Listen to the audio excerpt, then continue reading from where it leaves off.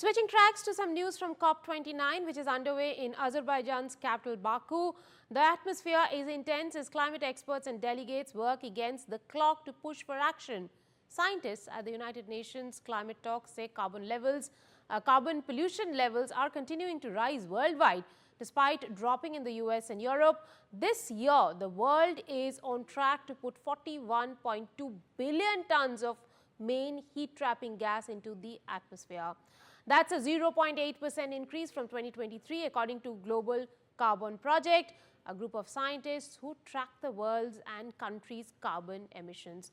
The carbon pollution jump comes as several UN reports say the globe has to cut emissions by 42% by 2030 to possibly limit warming to an internationally agreed upon threshold.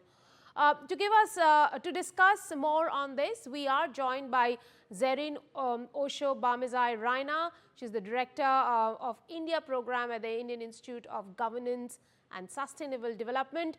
Thank you very much for joining us, Zerin.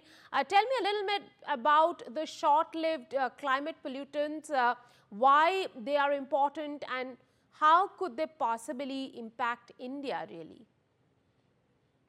Thank you so much for having me, and a very good afternoon to everybody from Baku. It is day 3 of the negotiations here at COP29, and we are very closely following what has happened yesterday.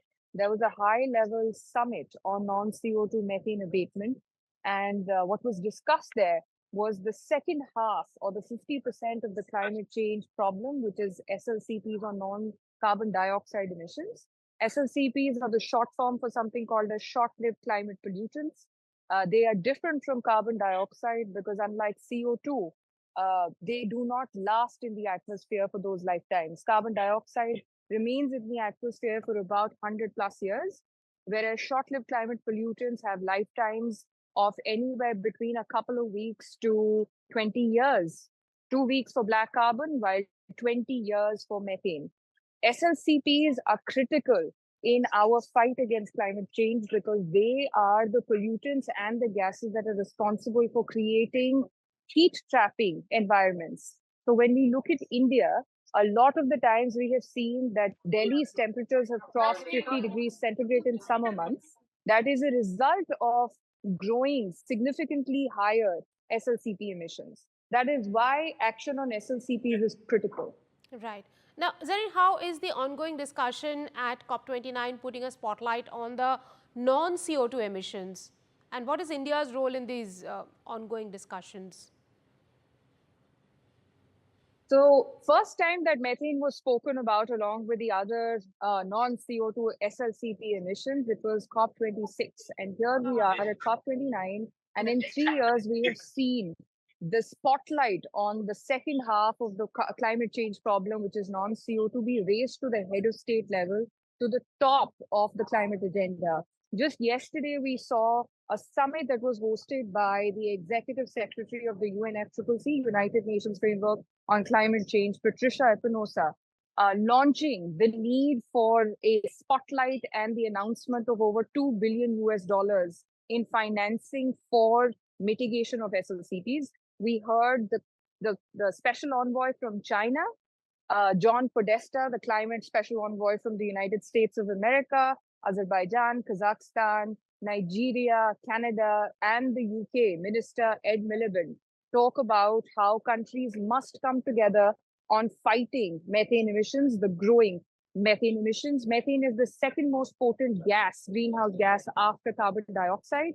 And on a 20-year period, it is 84 times more heat trapping than carbon dioxide. This is also going to have far-reaching consequences on the negotiations that are underway on the NCQG, which is the new collective quantifiable goal. COP29 has been touted as the climate finance COP.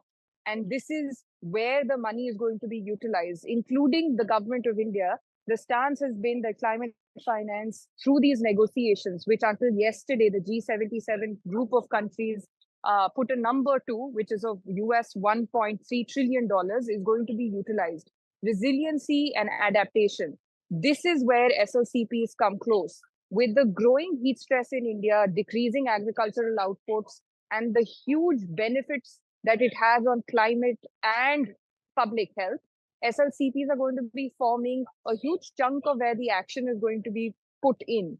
We also have seen that Delhi faces an air quality crisis each year. And every year there are measures put out by the government and nothing really conclusive happens on it. With discussions, including here at COP29, where we've seen the United States and China, which are the top two emitters of methane, come together, despite China being a developing country. And despite the fact that US and China are on most occasions at loggerheads with one another, shows the need for why SLCPs is important and the geopolitical ramifications of that. True. India needs to step up. India must step up given sheer size of the economy, the number of people that are going to be hit by the growing heat stress. There is a World Bank report that states that 34 million jobs are at risk due to the increasing heat stress. With temperatures over 50 degrees centigrade, we can also now look at India really testing the human survivability limits on heat.